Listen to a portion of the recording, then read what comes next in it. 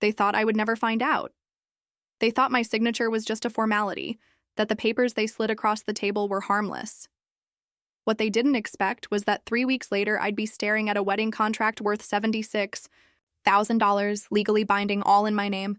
I didn't yell, I didn't cry. I just sat there with the pages in my hands, my pulse steady, while my mother's voice carried on in the kitchen about how this wedding would save face for the family, save face for them, ruin everything for me. That was always the pattern, wasn't it? I had grown up being the background child, the problem solver, the one they leaned on financially but never celebrated. My sister was the golden one, the princess who was supposed to marry into a respectable family, while I was expected to stay silent, pick up the pieces, and pay the bills. The first time I noticed something was off, it was a phone call from a catering company I had never spoken to in my life.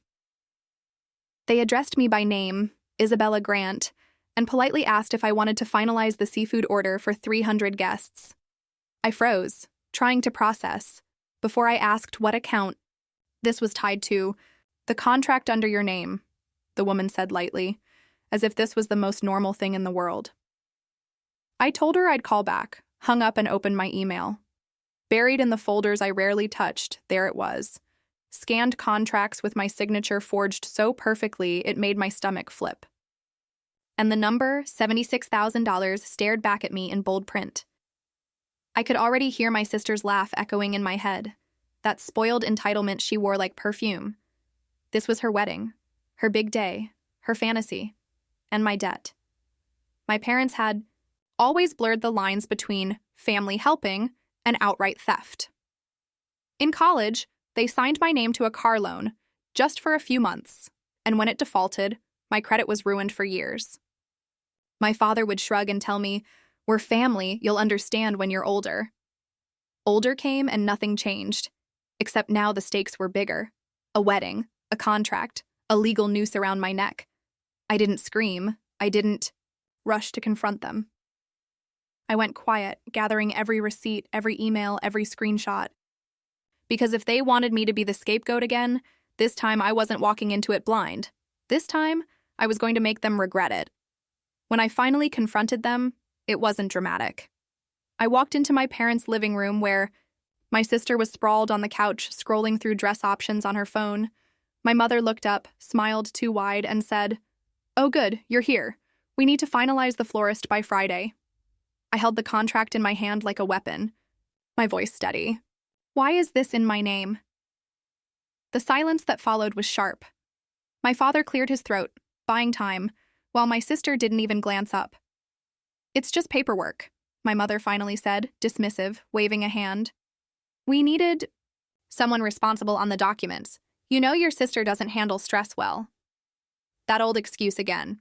I looked at her, at all of them, and felt something inside me harden. $76,000 isn't paperwork, it's fraud. My father frowned, using his calm, measured tone, the one meant to shame me into silence.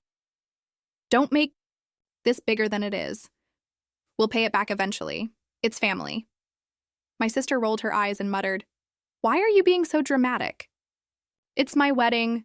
Can you not ruin this for once?" That line almost made me laugh out loud. Ruin this? They were signing away my future, my credit, my financial stability, and I was the one at risk of being dramatic. I didn't answer. Instead, I folded the contract, slid it back into my bag, and said only, "You'll regret this." I didn't sleep that night. Instead, I spread every document out across my kitchen table and started tracing the threads. The catering, the venue deposit, the band, the florist, every single payment authorization tied back to my name. I called the bank first thing in the morning, explaining that I suspected fraud, and they opened a case immediately. The woman on the line asked gently, "Do you know who might have done this?" I almost laughed at the question. "My family," I said flatly, and her pause told me she hadn't expected that answer. While the investigation churned, I gathered my own arsenal. Screenshots of texts where my mother pressured me to just sign a few things to help your sister, emails forwarding invoices to my address, even a voice message my father left reminding me not to mess with family obligations. Every piece painted the same picture. They didn't see me as a daughter or sister, but as a safety net, a name to burn whenever it suited them. The final straw came when the venue manager called me directly, furious about a bounced deposit check. "Miss Grant, if you don't resolve this by Friday, we'll pursue legal action." I could hear the echo of laughter in the background of the call, my sister probably trying on dresses while I was being threatened with lawsuits. That was the moment something in me snapped. I realized they hadn't just used me. They had counted on me folding. They assumed I would grumble, cry, maybe plead, but eventually bend to keep the peace. Not this time. The next morning, I went to the courthouse and filed a report. I listed every detail, attached every document, and even flagged the forged signature as evidence. When I walked out, the autumn air felt different on my skin. Sharp, alive, almost electric. I knew the storm was about to break, and for once I was ready to stand in it. I didn't tell them what I'd done. Instead, I waited. Waited for the phone calls, the notices, the shock when they realized I wasn't their shield anymore, but the person holding the mirror up to their faces. And when the first official letter arrived at their house, summoning them to answer for financial fraud tied to the wedding contract, I got a text from my mother that was almost poetic in its denial. "What have you done? This is family." I stared at the screen for a long moment, then typed back the only truth that mattered. Exactly. The fallout began quicker than I thought. Within days, collection calls started flooding my phone. I didn't answer most of them, but I saved every voicemail. Each one was another nail in the coffin of their little scheme. My sister, meanwhile, carried on like nothing was wrong. She posted dress fittings on Instagram, champagne toasts with her bridesmaids, even captions about how dreams really do come true. It was surreal, her fairy tale playing out publicly while my inbox filled with legal threats. By Thursday, I drove over to my parents' house, the thick stack of documents in my bag. They were all in the kitchen, my father with a glass of scotch, my mother fussing with flower arrangements, and my sister scrolling through her phone. I set the stack on the table and said calmly, "The bank knows, the court knows. And by next week, law enforcement will know too." My sister's head snapped up, her face pale. "You wouldn't," she whispered, as if I had just threatened to murder her instead of simply refusing to be sacrificed for her wedding. My mother tried to smooth it over, her voice sugary sweet. "Darling, this is unnecessary. We'll figure it out as a family." My father's face hardened, jaw tight. "You don't bring outsiders into family business," he hissed, the same phrase he had used all my life when sweeping their mistakes under the rug. But this time, I didn't flinch. I pulled out printed screenshots of every forged email, every text, and laid them on the table like cards in a game I was already winning. "It's not family business when you commit fraud," I said evenly. "It's criminal." My sister's eyes darted over the papers, panic rising. "If this goes public, the wedding is ruined," she cried, as if that was the only consequence she could comprehend. My father lunged for the papers, but I held them back. "Touch these," I warned, "and I'll press charges today." The silence that followed was suffocating. The first time in my life I saw fear in their eyes directed at me. Not because I yelled or threatened wildly, but because I was calm, prepared, and unmoved. That night, I packed my things, moved into a short-term rental closer to the city, and blocked their numbers. For once, I wasn't the one left behind cleaning up the wreckage. I was the one walking away while the fire spread. 2 days later, the first cracks in their perfect facade showed. My aunt called me in tears, saying she'd heard rumors that the wedding venue had canceled because of financial irregularities. I didn't confirm or deny. I just listened while she whispered about how embarrassing this would be for the family. Meanwhile, my sister's fiancé's parents reached out through a lawyer, demanding clarity on who exactly was responsible for the fraud attached to the contracts. That was the detail none of them had considered. When you forge signatures and use fake credit, it doesn't just stay hidden. It stains everyone connected to the event.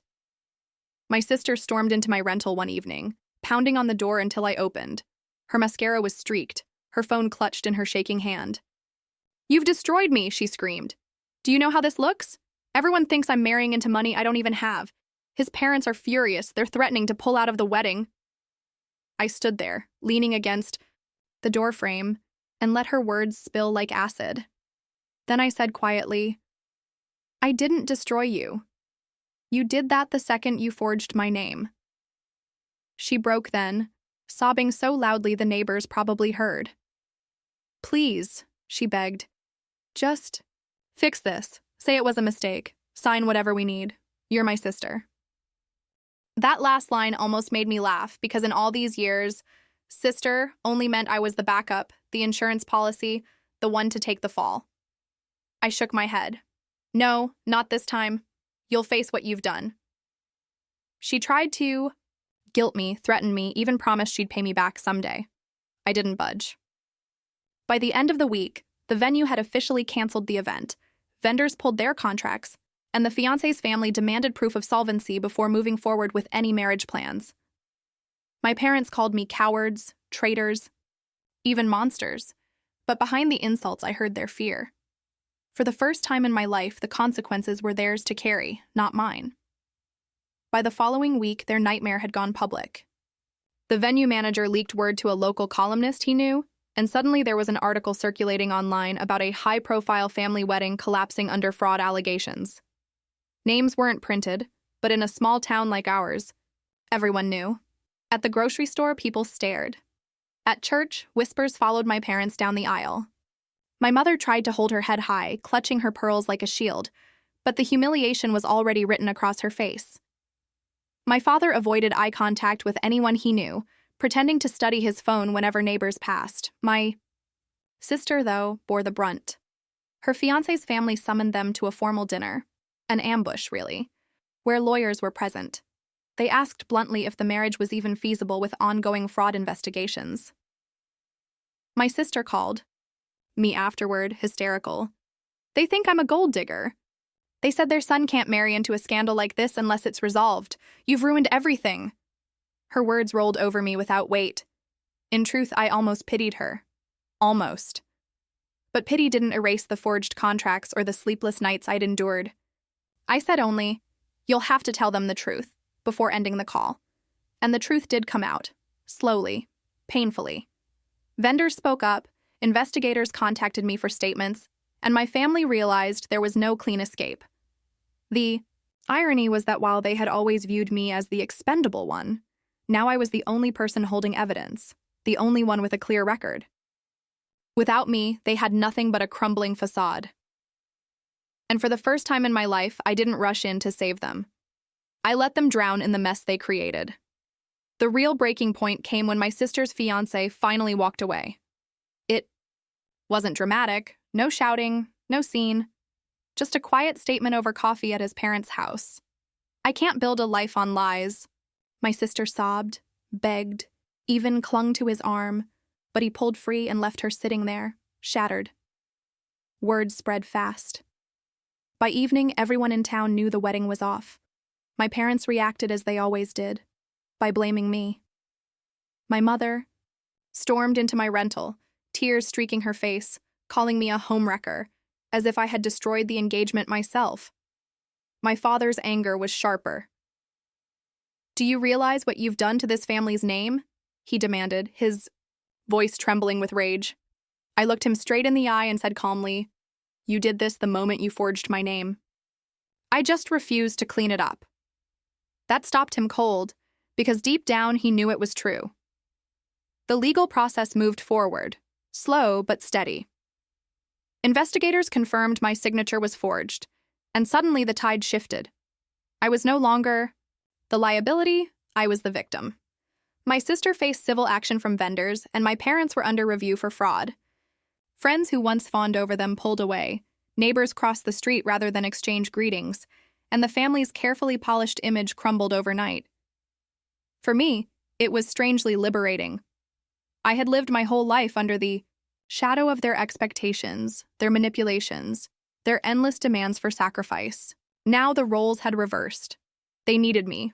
My testimony, my silence, my forgiveness. And I gave them none of it. I stayed quiet, steady, resolute, while they unraveled in the court of public opinion and under the weight of actual law.